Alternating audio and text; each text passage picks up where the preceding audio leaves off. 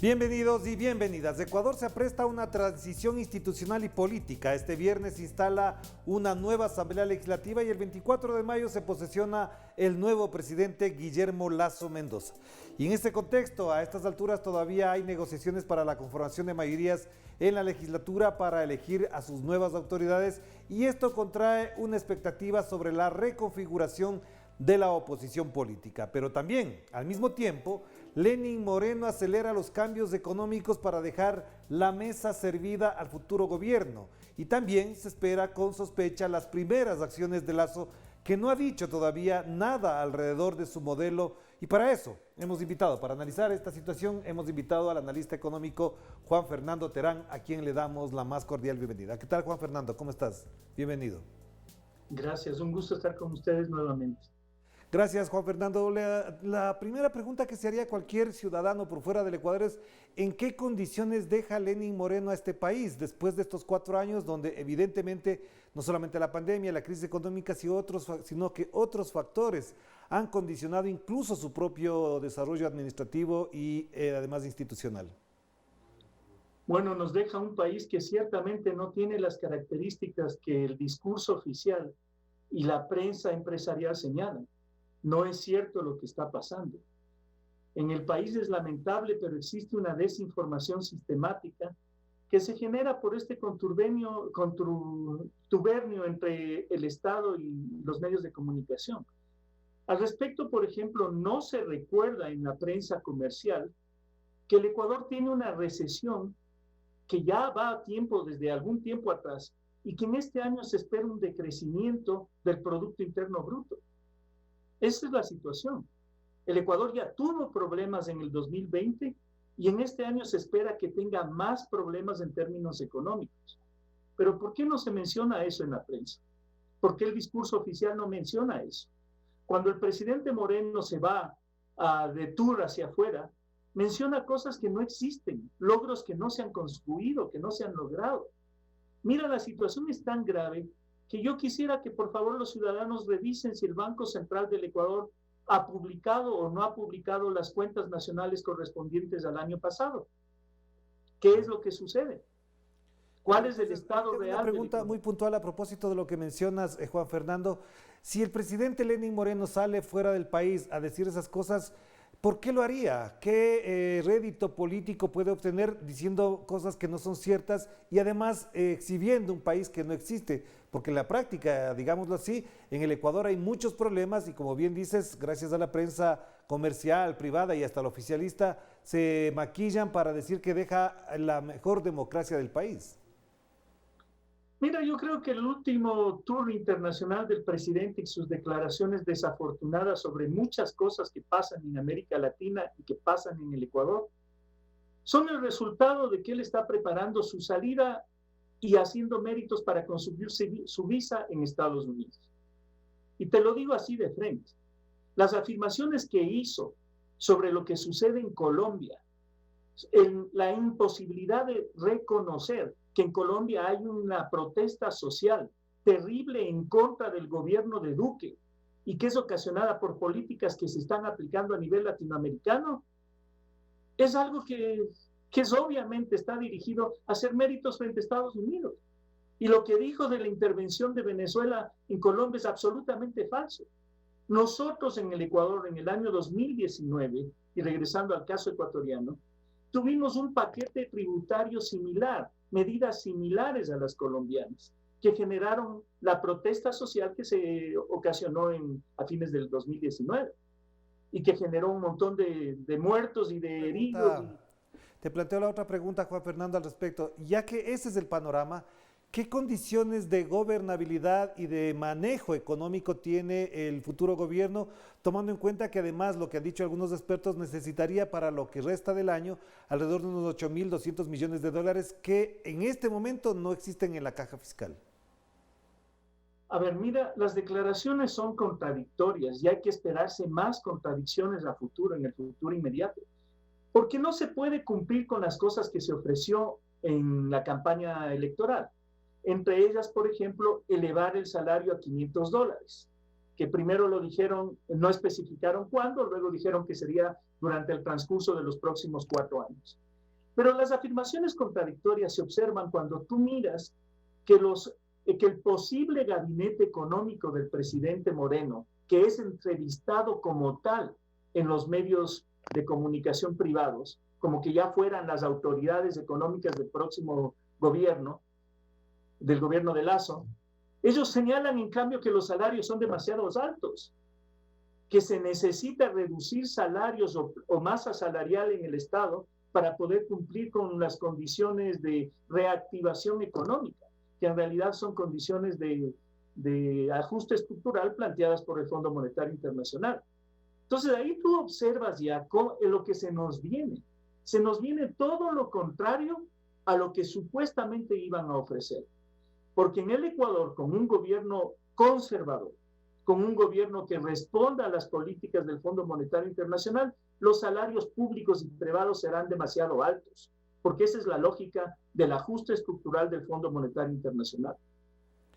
Pero entonces, frente a ese panorama, frente a las condiciones que plantea este momento la política del gobierno de Lenín Moreno, te pregunto, Juan Fernando, ¿Lenín Moreno podría, al menos en el final de su registro y de su gestión política, advertir, por ejemplo, que las cifras se transparenten, que conozcamos de mejor manera el país que deja? ¿Es posible saber cuál es la real situación de este país, del Ecuador? No creo, porque no es una cuestión de voluntad, es una cuestión de institucionalidad.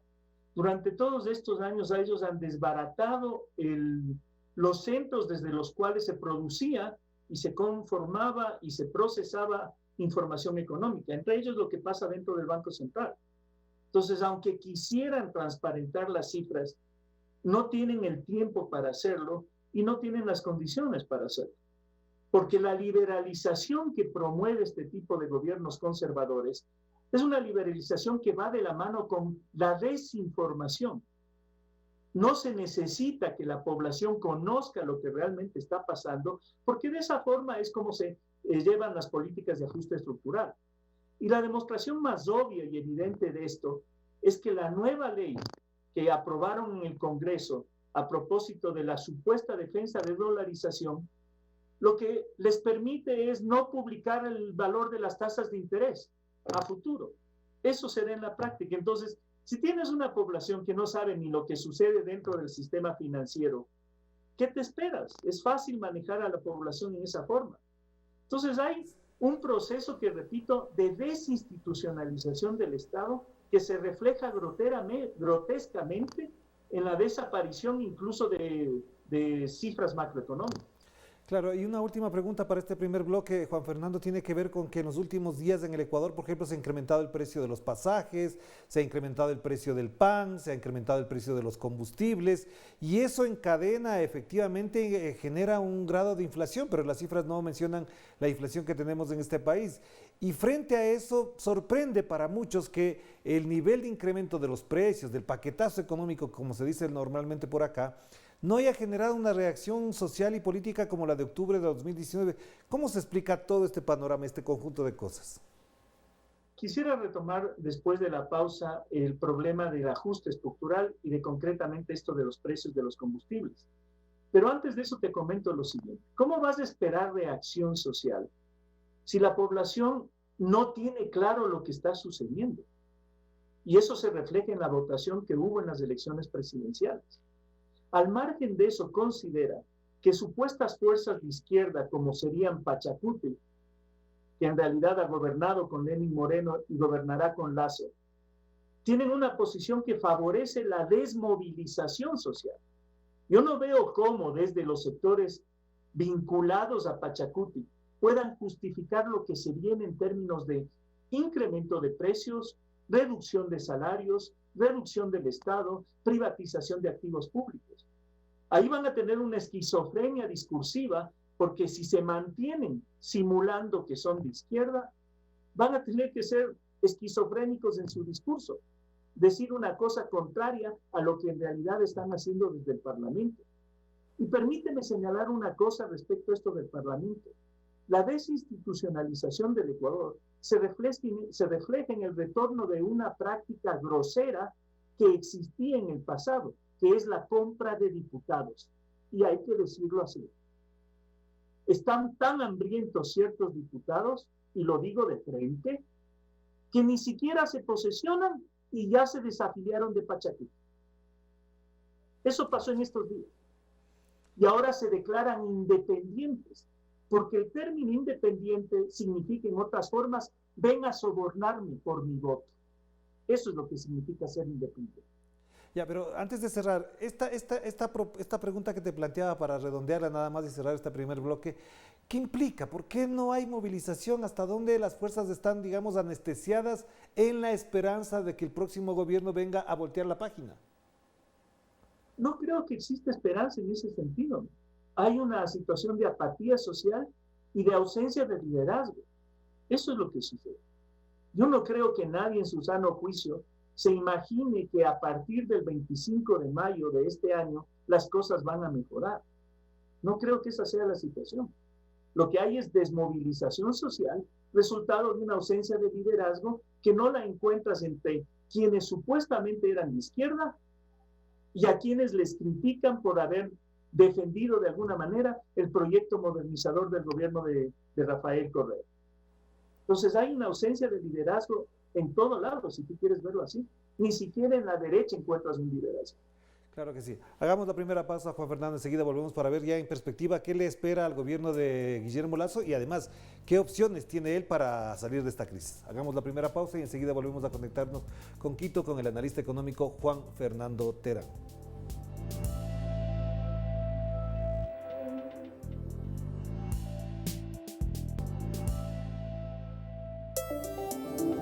Estamos de vuelta aquí en Enclave Política a través de Telesur, la señal informativa de América Latina y el Caribe, y nos conectamos de nuevo con Juan Fernando Terán, analista económico, para preguntarle de entrada, Juan Fernando, ¿qué opciones, qué nivel de maniobra económica puede tener Guillermo Lasso para lo que mencionaba hace un momento? Necesita 8.200 millones de dólares para terminar el año y esa plata precisamente no está en el Ecuador, no está en la producción petrolera, no está en los impuestos, no está en la tributación fiscal. ¿De dónde va a salir esa plata?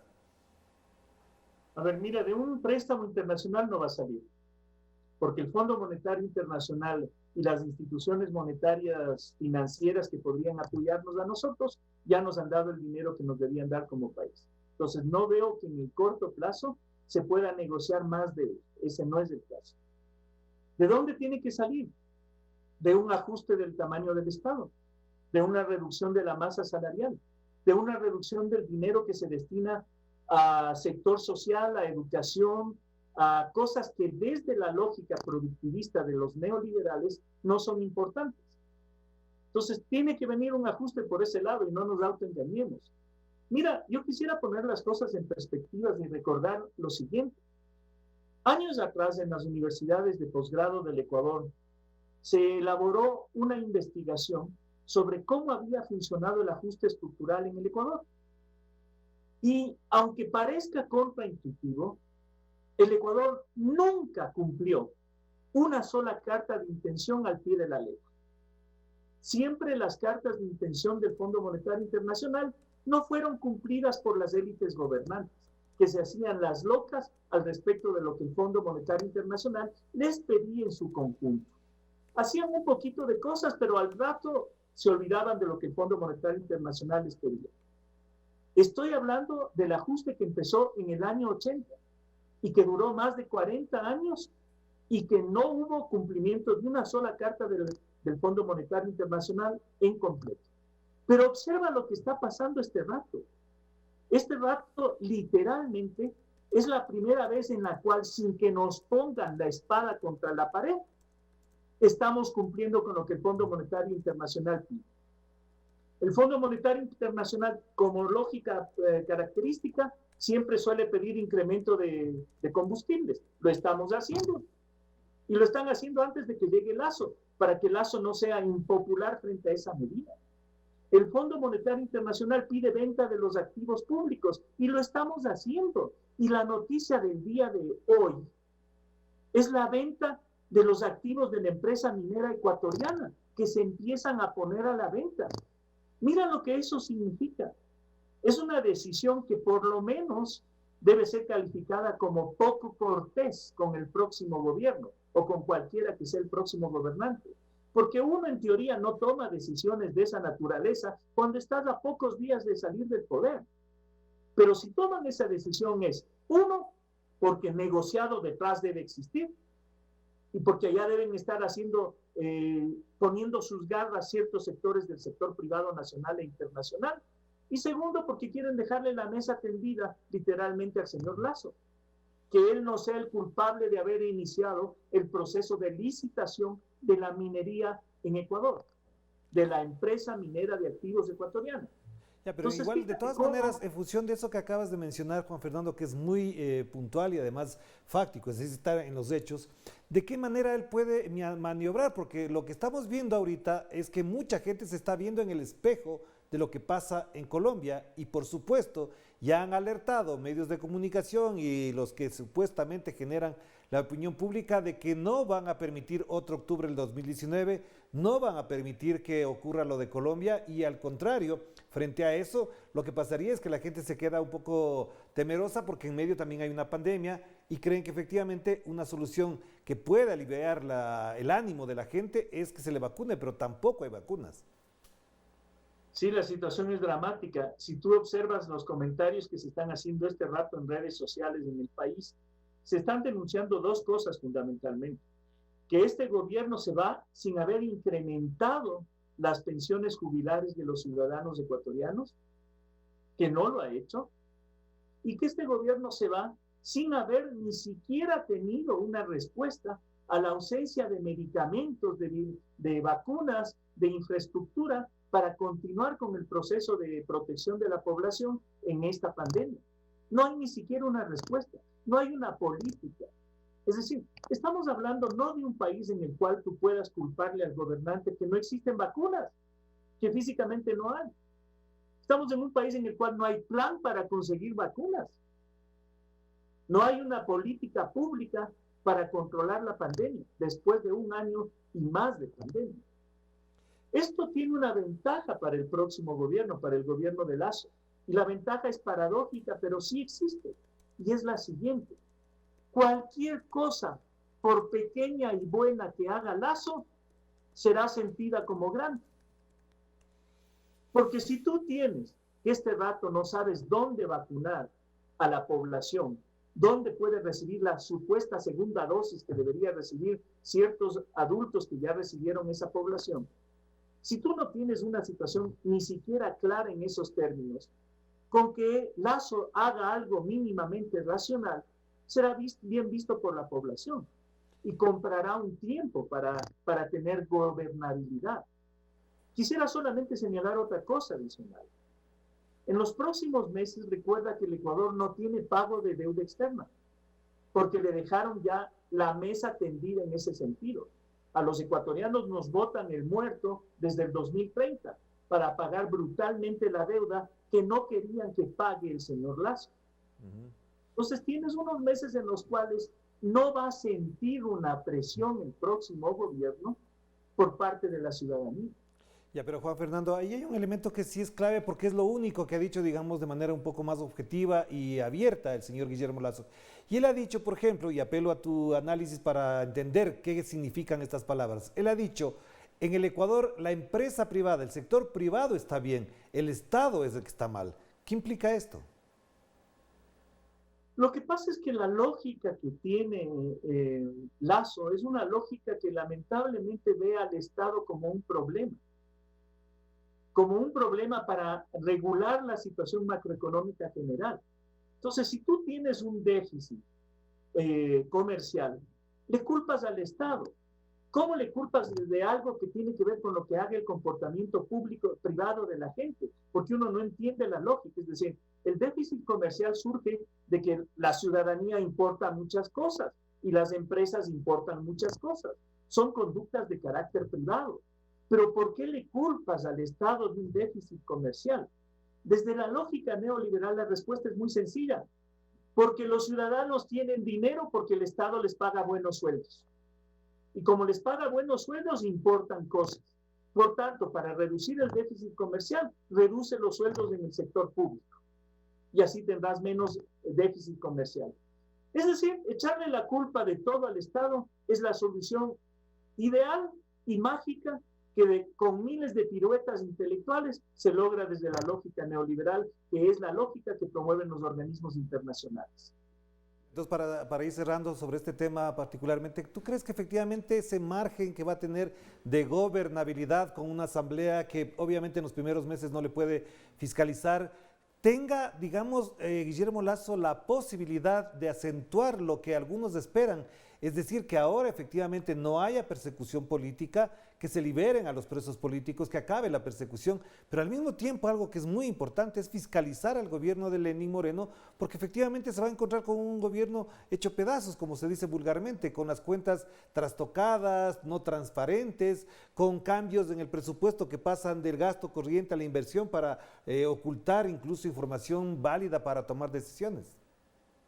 No creo que eso se dé y no se va a dar ninguna fiscalización al gobierno de Lenín Moreno, porque en el Ecuador las prácticas de la clase política nunca han ido en ese sentido. Siempre se han disculpado a quienes han hecho las cosas como ha hecho Lenín Moreno. Es una lógica de las élites. Siempre disculpan al gobernante anterior para poder seguir gobernando a futuro. Además de eso, observa hay una cosa. En política, las acciones no son inocentes. Si algún momento existe fiscalización al gobierno de Lenín Moreno, será cuando Lasso esté en problemas y necesite hacer publicidad política. Ahí se demostrará como la espada de la justicia que va en contra de Lenín Moreno. Pero no necesitará hacerlo este primer año. Este primer año, con una situación de inmovilización social, sin líderes claros, sin una izquierda coherente que responda a las circunstancias, Lasso tiene tranquilamente el terreno para hacer las cosas. Claro que sí. Muchísimas gracias, Juan Fernando. Estamos atentos efectivamente a las primeras medidas y también a la despedida que habrá que hacer al gobierno de Lenín Moreno. Te mando un abrazo, cuídate mucho, que estés muy bien. Gracias a ustedes. Gracias a Juan Fernando Terán, analista económico, importantes los enfoques que hace a propósito de lo que se espera con expectativa en el Ecuador, qué va a pasar después del 24 de mayo y también con la sospecha de cómo deja este país el señor Lenín Moreno Garcés, considerado por ya la opinión en general por la nefasta gestión como el peor presidente de la historia. Nos despedimos. Cuídense mucho, que la pasen bien. Chao, chao.